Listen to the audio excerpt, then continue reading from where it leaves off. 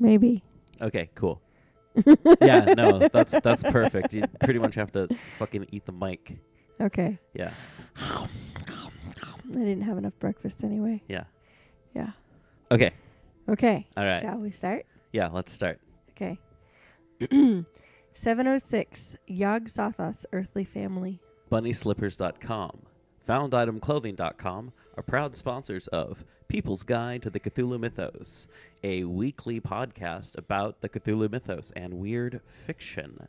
Check out BunnySlippers.com at BunnySlippers.com. They have all kinds of cool, fun novelty slippers for your feet. And also check out FoundItemClothing.com. Screen-accurate representations of your favorite t-shirts from your favorite cult films. Do you like that t-shirt that Styles wears in Teen Wolf? Do you like the cool shirts that Booger wears in Revenge of the Nerds? Or any other slew of totally non-PC 80s movies that, you know, you still kind of love, even though that shit was kind of messed up. Yeah. Yeah. But you don't really realize that until now. Yeah, especially like, you know, when you're a kid and you're like, oh, they're just having fun. And you're like, yeah, no, that's not consensual. That's right. It's not consensual. And that makes it not okay. Revenge of the Nerds. Yeah, Revenge of the Nerds. Other than that, flawless film. Yes. Right. Yeah. I mean, yeah. Listen. It's been a while since I saw it. I can't really sign off on it right now. Yeah. But do go to FoundItemClothing.com and BunnySlippers.com to find some cool duds. We're also going to talk about static and dynamic ads real quick. Oh, yeah. This is really fascinating. But anyway, if you are looking to advertise with us like BunnySlippers.com and FoundItemClothing.com, you can do that for about $500 a year. What? That's crazy. And if you just want something that appears on every single ad, but only for a week, that's about like $20. And that's one of our dynamic ads. And that'll appear before all ads in the catalog. So if there's anything we have, it'll appear before and after. Yes. But that's only for a week. But the $500 ones will appear forever. Forever. They will be evergreen ads. Yes. Unless for some reason we have to take them down for copyright reasons or anything like that, like a few that have happened. Really? Yeah. Oh, well, what do you know? I was about to say unlikely, but I guess not. No. There's some things that I thought that were okay for me to read, but they weren't because the copyright hasn't run out in the episode America, itself. but it has in Canada. I thought it was about the ads. No. The episode. That makes much more sense. Yeah, I'm going to have to trim this up. Okay. So anyway, if you would like a static ad, that's $500 a year, and you'll be in for the whole year. If you want to do it for 6 months, that's $250. And if you want to do it on a monthly basis, well, contact me and we'll talk about that. And if you want to do a dynamic ad, that's $10. $10 a week.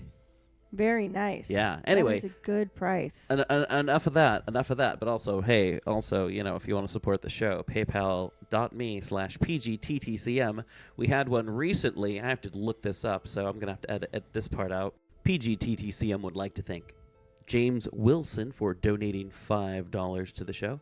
So send us send us a message, James, and we'll send you some stickers or something cool like that. Woohoo! Yeah. All right. So now that we've got business out of the way, oh wait a minute, I forgot something. PGTTCM.threadless.com t-shirts. We've got new t-shirts up. New, cool. Have you seen those t-shirts yet? Some, yeah. They're beautiful. I designed those. Yeah. They look really cool. Check out PGTTCM.threadless.com. We've got weird fiction author t-shirts. They're kind of like line drawings, and then there's like in neon colors on dark colors, and it's cool. They look really cool, and they like really capture the feeling of each of the authors too. Yeah. So if you have a favorite author and you want to wear them around, this is a good place to get that image. Algernon Blackwood, and then there's some Bitter Beerson there, some Augie Dog Derleth. Oh, no, wait a minute. I did not include Augie Dog Derleth. I'm sorry. He will be in Series 2. Woohoo! Yeah. And, so PGTTCM.threadless.com, PGTTCM.threadless.com. What were you saying? I was going to say H.P. Lovecraft. Ever hear of the guy? Ever hear of the Isn't he guy? in Totally cool t-shirt. Yeah. Which reminds me, People's Guide to the Cthulhu Mythos is found at PGTTCM.com, PGTTCM.podbean.com. It can be found on Facebook, on Twitter, on Instagram, and on the YouTube if you look for PGTTCM on any of that stuff. And you know what? Hey, just look something up on Google. I'm sure you'll also remember to rate, review, and, subscribe to PGTTCM wherever you rate, review, and subscribe to podcasts. And please, we've got some really crummy reviews from people who listen to some, really, really, really bad old episodes. So, if you could help, you're cool like that. If you don't want to donate money, you could at least just be like, hey, 5 stars, 4 stars, 3 stars, Just no 1 and 2 stars, because that's why you're listening. All right, back to the show. People's Guide to the Cthulhu Mythos. Hosted by DB Spitzer and Sara. Music by Kevin MacLeod.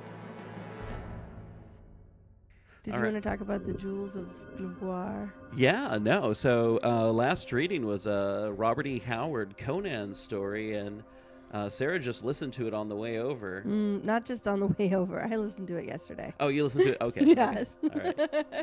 All right. I assumed that you just fresh listened to it. Oh, if I just listened to it, I would have had a more accurate recounting of the ending. No problem. No, I'm re-listening to one of my favorite novels. Aha. What novel's that? It's called Jonathan Strange and Mr. Norrell. Gotcha. And it is really amazing. It's this blending of a whole bunch of different genres. Cool. And it's really well written. It's by Susanna Clark.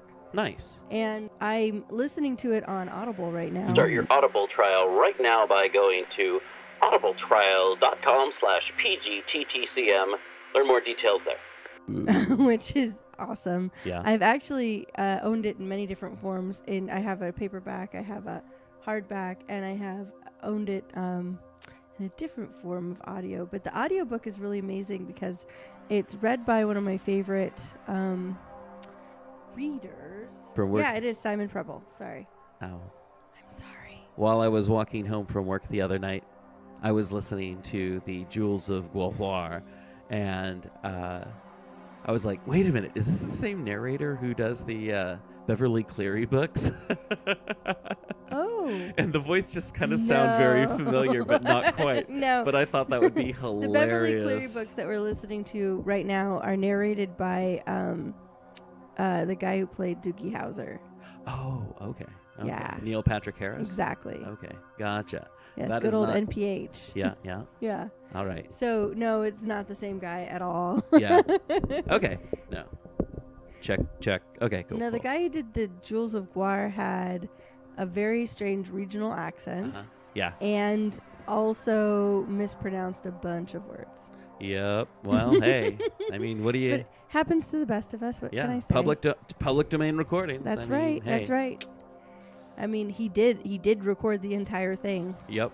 Which was pretty dang cool. I didn't have to pay a dime for it. That's right.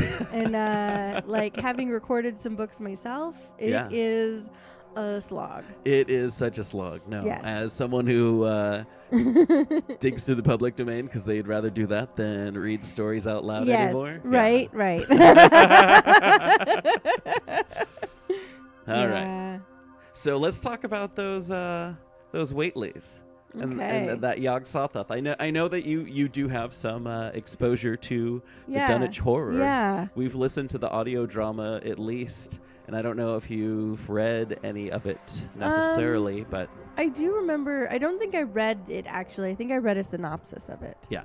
But still, I get the overall plot. But some of the quotes that are in this script are.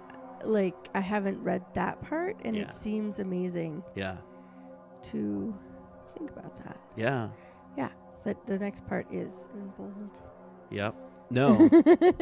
No, and one thing that Lovecraft scholar, Bible scholar Robert M. Price will talk about and loves to talk about And a lot of people talk about when they talk about this, so I'm just going to get this out of the way as fast as fucking possible. Okay. Oh, hey, we do use swear words on this show, Yes, we do. so there is an E before this, so, you know, if you're driving around with your 5-year-old, maybe not the best thing. 3 and under, totally cool. They're like potatoes, whatever. and they don't really absorb that kind of stuff. That is so not true. That is so not true. Gosh. Minnie the other day said fucking. I know. What an adorable baby. I know, she really is adorable. Yeah, no, we're going to be talking about... Robert M. Price totally talks about how this is an allegory, is that the right one? To the Christian Holy Trinity, Jesus... yes, that's an allegory. Myth, or... I don't know. Christian folklore. What do you call this stuff? What do you Christian myths? Christian myths, but like That's what I call it. yeah, but like to be respectful towards Christians. Well, I mean, you mean like what do they call it? Yeah. They call it biblical lore Faith? or Okay, biblical lore. history. So, but yeah, They no, call it like history biblical depending on who they lore. I don't know. Biblical lore that pretty much rips off every other religion before it. Well, yeah, I mean, historically, it might be more respectful to say that it is an additive lore, because you know it's the idea was that they wanted everybody to be in the religion, so they're like, oh, you believe that? Sure, we believe that too. Come on in. Yeah, yeah. You know, and then only after that do they realize that it's going to be a lot of guilt. Yeah. So I'm getting an idea of what part's going to get cut out. No, I'm kidding.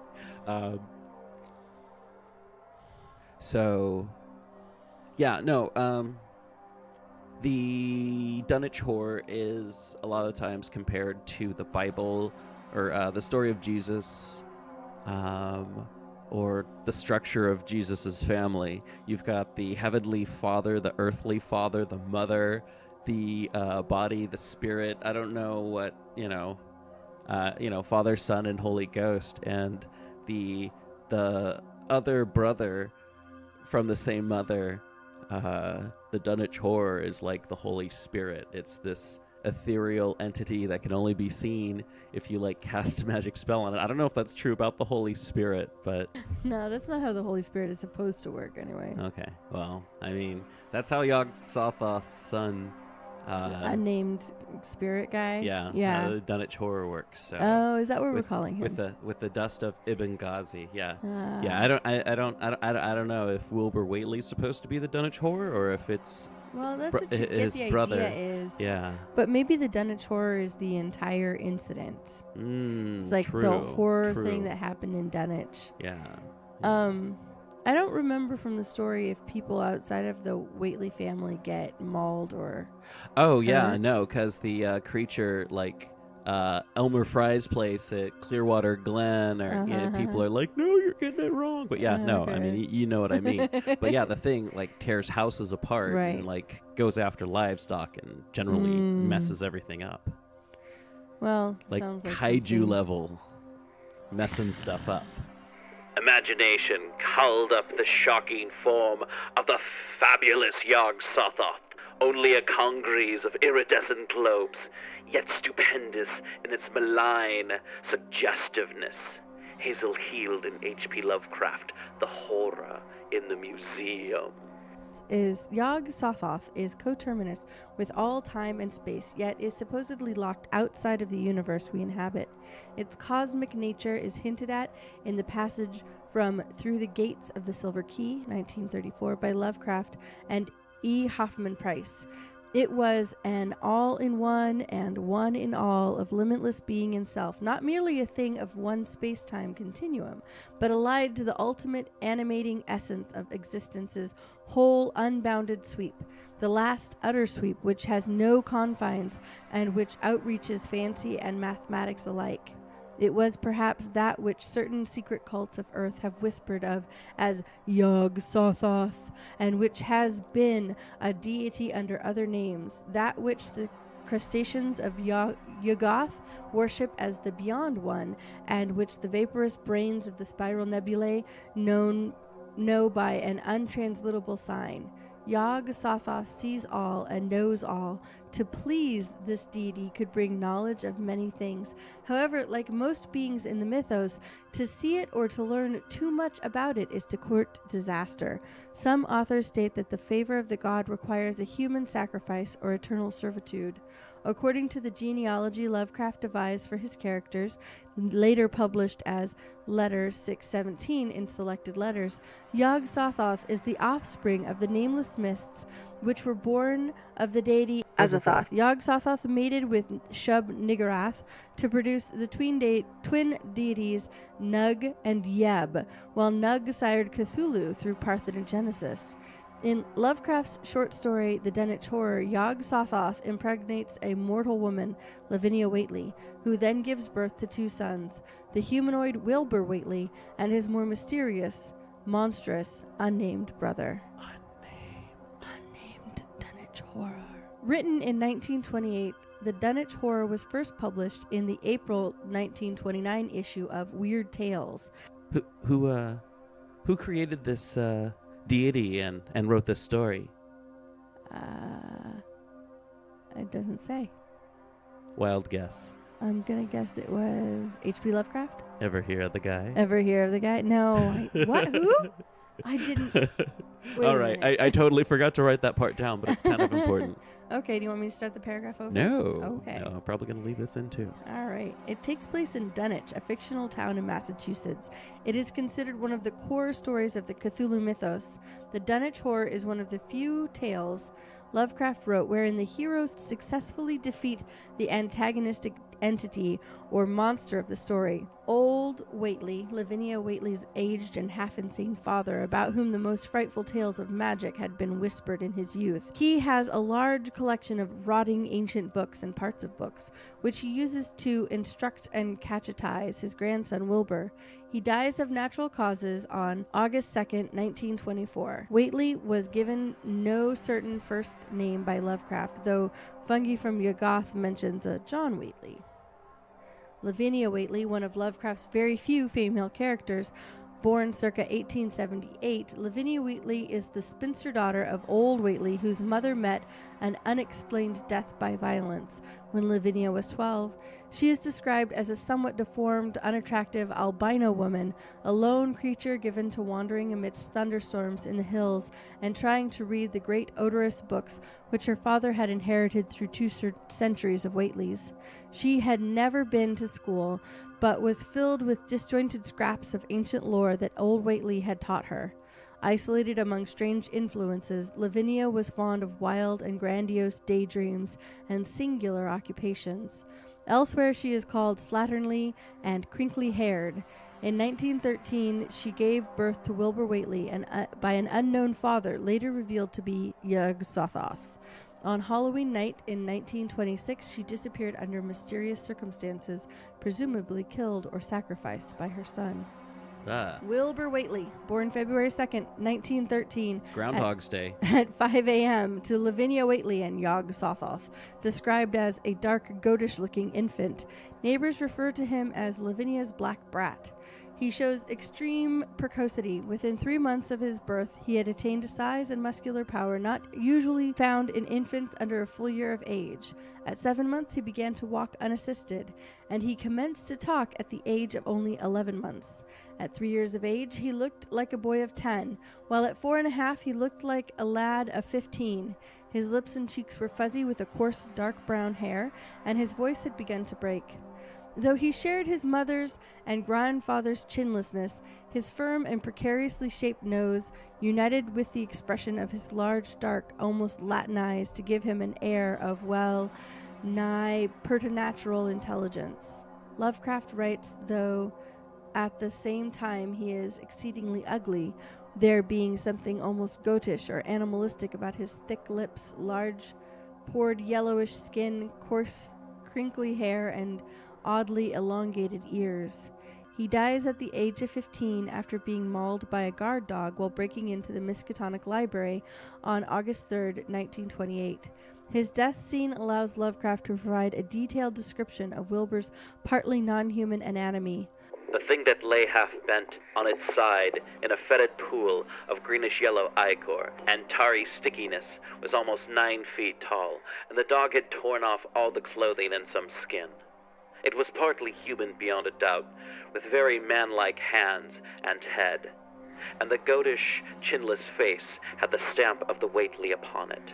But the torso and the lower part of the body was teratologically fabulous, so that only generous clothing could ever have enabled it to walk on Earth unchallenged or uneradicated. Above the waist it was semi-anthropomorphic, though its chest had the leathery, reticulated hide of a crocodile or alligator. The back was piebald with yellow and black, and dimly suggested the squamous covering of certain snakes. Below the waist, though, it was worse, for there all human resemblance left off, and sheer fantasy began.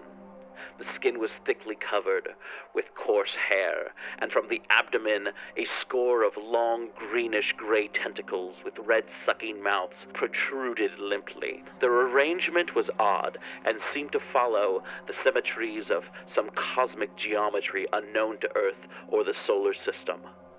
On each of the hips, deep-set a kind of pinkish, ciliated orbit was what seemed to be rudimentary eyes, whilst in lieu of a tail depended a kind of trunk or feeler with purple annular markings, and with many evidences of being undeveloped mouth or throat. The limbs, save for the black fur, roughly resembled the hind legs of prehistoric Earth's giant saurians, and terminated in rigid viney pads that were neither hooves nor claws. Where did it come from? Lovecraft's main literary sources for the Dunwich Horror are the stories of Welsh horror written by Arthur Machen, particularly the great god Pan, which is mentioned in the texts of the Dunwich Horror, and the novel of the Black Seal. Both Machen stories concern individuals whose death throes reveal them to be only half human in their parentage. The name Dunwich itself may come from Machen's The Terror, where the name refers to an English town where the titular entity is seen hovering as a black cloud with sparks of fire in it. Lovecraft also takes Wilbur Whately's occult terms Aklo and Vorish from Machen's The White People. Lovecraft also seems to have found inspiration in Anthony M. Rudd's story Ooze, published in Weird Tales, March 1923, which also involved a monster being secretly kept and fed in a house, subsequently bursts out of and destroys. The tracks of Wilbur's brother recall those seen in Algernon Blackwood's The Wendigo, one of Lovecraft's favorite horror stories. Ambrose Bierce's story The Damned Thing also involves a monster invisible to human eyes. Several of those stories have been on PGTCM readings. Yay! The Unseen Brother, bigger in a barn. That's me. Oh, excuse me. Bigger in a barn and made of squirming ropes. Whole thing shaped like a hen egg and bigger than anything with dozen of legs and like hogs' head that half shut up when they step. Nothing solid about it. And like jelly, or made of something wriggling ropes close together. Great bulging eyes all over it, and 10 or 20 mouths, trunks, and sticking all about at the sides. Big as stovepipes a-tussin' and opening and shutting, all gray and kind of blue or purple rings. And God in heaven, that face atop. It was a Whately face. The inhuman child of Lavinia Whately and the outer god Yog Sothoth. It was conceived to free the great old ones so that they may reclaim the earth. Its existence was kept secret by its grandfather, mother, and eventually its twin brother, Wilbur Whately. It fed on cattle growing up, drained them of blood before devouring them completely. The intense stench of the abomination kept away most passers-by. On September 9th, 1928, the creature broke free from the Whately farmhouse, littering the hillsides with wooden planks soaked with an odd, viscous substance. Barrel-sized tracks were found leading to a meadow where over half a herd of cows were drained of blood.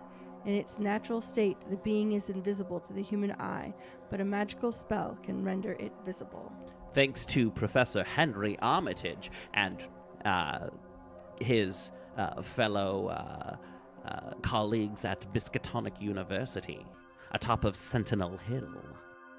Yeah, and up next we'll be talking about She Said Destroy by Nadia Bulkin from Word Horde. And guess what? It's also nominated for a Shirley Jackson Award. Ooh, interesting. Double. Yeah, just like also nominated for a Shirley Jackson Award is Tales from the Talking Board, also from Word Horde. Woohoo! Yeah, we're going to have to get Ross E. Lockhart on here sometime. Yeah, we are. All right. Okay, next up, She Said Destroy. She Said Destroy. Stories by Nadia Bulkin. People's Guide to the Cthulhu Mythos is proud to have read and now review Word Horde's book, She Said Destroy by Nadia Bulkin. Word Horde presents the debut collection from critically acclaimed weird fiction author Nadia Bulkin. Dreamlike, poignant, and unabashedly socio-political. She Said Destroy includes 3 stories nominated for the Shirley Jackson Award, 4 included in Best Year's anthologies, and 1 original tale. And now I think the actual number is up to 3 or about 4 more Shirley Jackson Award nominated tales, if I'm going to be honest. Rossi Lockhart of Word Horde just mentioned that on social media just the other day being, I think, the 5th or 6th of May. Table of contents include the 5 stages of grief, and When She Was Bad, Only Unity Saves the Damned, Pugil Bone, Red Goat, Black Goat, 7 Minutes in Heaven, Girl, I Love You, Endless Life, Violet is the color of your energy, Truth is order, and order is truth, Absolute Zero, No Gods, No Masters. I also want to point out that Nadia Bulkin was also featured in the last book that I reviewed, Tales from the Talking Board, also from Word Horde. Imagine that. And yes, so I'm going to actually say definitely go out and get this. There are no dogs in this book at all. I mean, okay, there might actually be like a canine, but, you know, not actual stories that are just used as filler. Like, Ross didn't go, hey, Nadia, put in that story that, I don't know, is 5 pages long because I need something to put in for 5 pages. No, this is, I imagine they both went, let's put in all these amazing stories you've written and make an amazing book. I've got an advanced reading copy, uncorrected proof, so any issues I have, I'm going to say uncorrected proof, and there was like virtually none issues that I had, except for I got an uncorrected proof and I didn't get the cool snazzy cover, which I'm fine with that. I understand that, and Ross was nice enough to give, I went up to him and went, hey, I'm DB Spitzer from PGttCM. He looked at me like, what the fuck's that?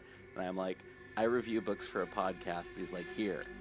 And then I listened to him talk about small press in weird fiction and how to get your stuff. And pretty much his advice is still just send your stuff to him. Try and get in anthologies. Try and get into horror anthologies. You know, join horror groups online. And when someone's like, hey, I'm putting together an anthology, do it. Like what I did with, what do you call it? Let me look at the cover again. Strange Behavior, an anthology of absolute luridity by Nihilism Unlimited, Nihilism Revisited. So, yeah, but that's not what we're talking about. We're talking about She Said Destroy by Nadia Bulkin. So let me read something from... I was flipping through something to be like, okay, what would be a good... Let's see, 7 Minutes in Heaven, Red Goat, Black Goat, Pugil Bone. Oh, where was it? Oh, And She Was Bad. The final girl alive sits down in the dark soil and moans. It's her virginal moan. The the one that makes her special. But now, 3 days later, there is no hint of an orgasmic lit in her voice. It's fatigue that the earthworms in the dirt hear. There is no one else to hear. And the strange white-haired couple whose land this has been since the Civil War are dead. And so are all their animals. Even the sad-eyed German shepherd. Even the Egg's chickens have had their tops bitten off and their insides sucked dry. So not even the unborn hear how her voice has changed. The monster, does he hear? She looks at him, broken-legged, broken-winged in the front of the barn where he killed her slutty best friend, poor Anne. Always a little wild. She promised they were on the road to Aspen.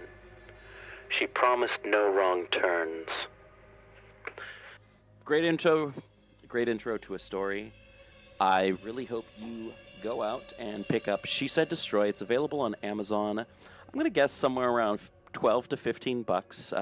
Actually, no. 17 bucks. Yeah. So 258 pages, trade paperback, fantasy horror. And yeah, it's Word Horde. Nadia Bulkin. Ross E. Lockhart edited it. And I'm saying you should check out this fine, fine book. I like it. I like it a lot. I mean, I say, everyone drive down to Petaluma, California, pick up your copy, be like, I demand a copy. I demand a fancy, fancy copy. And, I'm sure Ross has, like, boxes of these that his dog hangs out on. And that's it for She Said Destroy by Nadia Bulkin. All right, back to the show. So, yeah, hey, that's Yog Sothoth and the Whateleys. Yeah. Yeah, I wouldn't want to go against them in Family Feud. I tell you what, it would be, especially since Yog Sothoth is like coterminous with the entire universe. And knows everything. Yeah, you do not want to no. go against that guy. He's going to know what everybody says. He's going to know what the last answer is. He's going to know the first answer. Yes. He's going to know everything. Yes. I mean, the only hope is that, quote, John, unquote, Whately is the one who's going to attend instead. Yeah. But dang. No, thank you. Mm-hmm. I don't like Family Feud anyway. Yeah, no.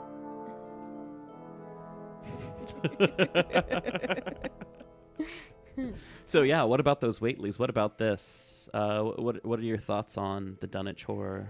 Well, it's sad to me that old Whately thought it was okay to use his daughter this way. Maybe he, raised her to think it was her duty or something. Uh-huh. But this is no fate for even a slatternly, crinkled-haired albino woman who's unattractive. Yeah. I mean, all of those things have to do with appearance, but who she is as a person is some different, maybe. I don't know. Yeah, some of this is a little bit more, I think, is more deep-seated in, descriptions of Wilbur Whately being ugly and stuff like that. Yeah. I've heard Lovecraft scholars, I believe S.T. Joshi or Robert M. Price, write about how Lovecraft's mother described him as being ugly. She called him ugly all the time and said how ugly he was and that, no one would love him. Oh, Jesus. Yeah. That explains a lot. Yeah. Yeah.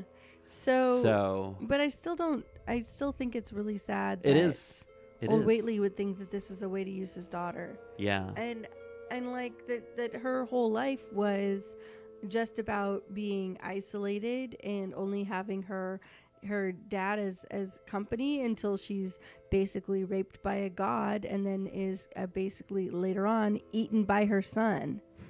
Yeah. So that's just gross. Yep. And sad. Yeah. I also think, I'm not sure that, I think that it's pretty interesting that Whately was able to summon Yog Sothoth, but didn't just use that summoning to free the great old ones. Yeah.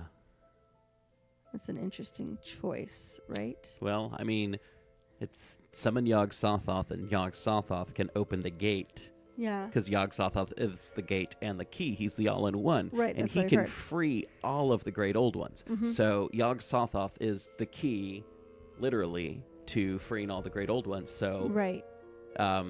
give Yog Sothoth an earthly son where he can manifest and become the new thing. And I think it might be like maybe Wilbur Whately and the Whately family didn't realize that this is more of an allegory of getting people to like worship Yog Sothoth and having worship of Yog Sothoth become the new way, the new thing that would open the way to the old ones returning back to the earth like they had in like back in Conan's days when people like openly worshipped creatures worshipped Sathagwa. Interesting. And yeah, So like what going you're back saying to is ancient ways. that the idea That old time religion. That old Give me that time old- religion. that really old time religion. It was good enough for my ancient ancestors. It was just good enough for my ancient ancestors. Sorry. Yeah, it's okay. I like your reference. That is good enough for me. So, yeah. So I think that, I don't know, like, it seems like Whately was going around it the wrong way. Yeah. And so double sad that his goals were unattainable True. with the ruin of several lives. Oh, yeah. Yeah. So that's sad. Yeah. That's sad. It is And sad. also creepy. But what's an awesome thing about it, Yeah. what's an awesome thing about it is this is an example of that the mythos in some ways can be stopped. This is Henry Armitage and his friends like being like, wait a minute, someone's trying to steal this book out of the library. Oh, the guard dog got him. It's that Wilbur Whately guy who was all like lurking around here a week ago, being Right. like, Give me your book. Give me your book, or I'll come back and take it from you with force. And then he tried. and they're like, didn't no way, creepo. I've got a copy of the Necronomicon right here. It's wrapped up in old newspaper. It smells like goats. Brrr. Indeed. Wilbur Whately. Oh man, the pain of that young man's existence. Yeah, no, definitely. That poor book. Yeah. Yeah, that poor book. I'm sure that's what Henry Armitage, the person in charge of the rare books room at Miskatonic University, was, I mean, very much like, oh, wow, hey, you've got, like, the only known copy of the John D. Necronomicon. Way to ruin it, Whately. Right. Well, here's my real thing is like the guy in the rare books room at any library is not usually somebody who's ready to do battle over a book. Especially with a 9-foot-tall goat man Right. with ancient cosmological patterns on his body and rudimentary eyes on his hips. Right. Correct. Good thing there was a guard dog there. Some sort of 'cause- mouthy throat instead of a tail. Yeah. Yeah. Yeah. Yeah, no. So you have like 3 academic types, and like the town locals all go to Sentinel Hill, and the town locals stay down and watch through a telescope and are like, yeah, these like 3 guys, they went up there and they faced off against this thing and they threw some dust and it was this scary ass monster, and then they banished it once they could see it. I mean, like what happened is all like secondhand viewing by like people that Lovecraft like pretty much discredits in the beginning as like rustic yokels. Well, he doesn't ever usually have a lot of respect for rustic yokels anyway. Yeah, no, he does not. Nope. Anyway, but yeah, I mean that's the Dunwich Horror, that's Yog Sothoth, that's the Whateleys. Okay. All right. Well, stay squiggly. Keep it weird. And peace in the east, war in the central core. All right. Thank you so much for listening to PGTTCM. Thank you again. Music by Kevin MacLeod. And we out. Goodbye. Bye. People's Guide to the Cthulhu Mythos is part of the Dark Myths Collective. Track them down at darkmyths.org. You can find us at pgttcm.com, pgttcm.podbean.com, or wherever you find podcasts. Remember to rate, review, and subscribe to People's Guide to the Cthulhu Mythos, and have a great day. And look for us on social media, just PGTTCM. All right.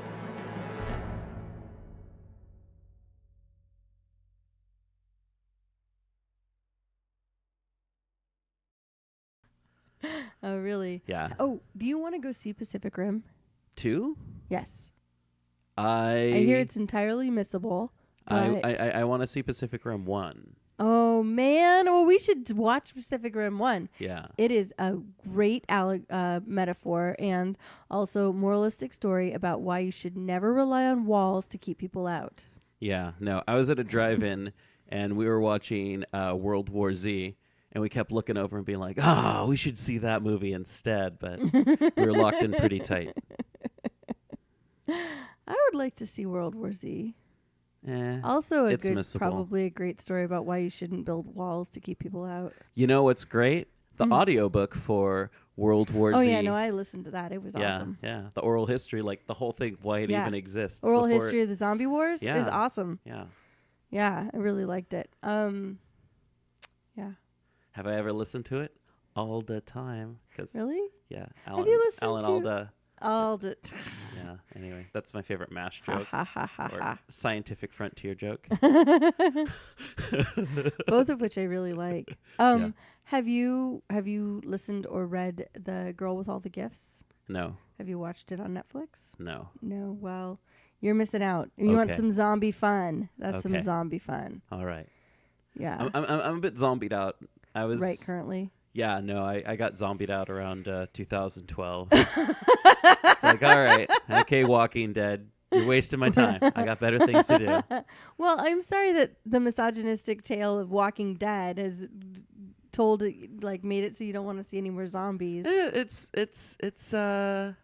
just bad storytelling. It's like these people just keep fucking things up. This is worse than weeds. It's like this isn't good storytelling. This is just some lady who's inept. And keeps, man. Well, it's like that's the story of life for people. But and I guess what you would like to see in TV and books and stuff is something that's a little more outside of your actual life. Yeah. More fantasy rather than reality. Yeah. Yeah, I fuck up enough. I don't have to see it on TV. That makes sense.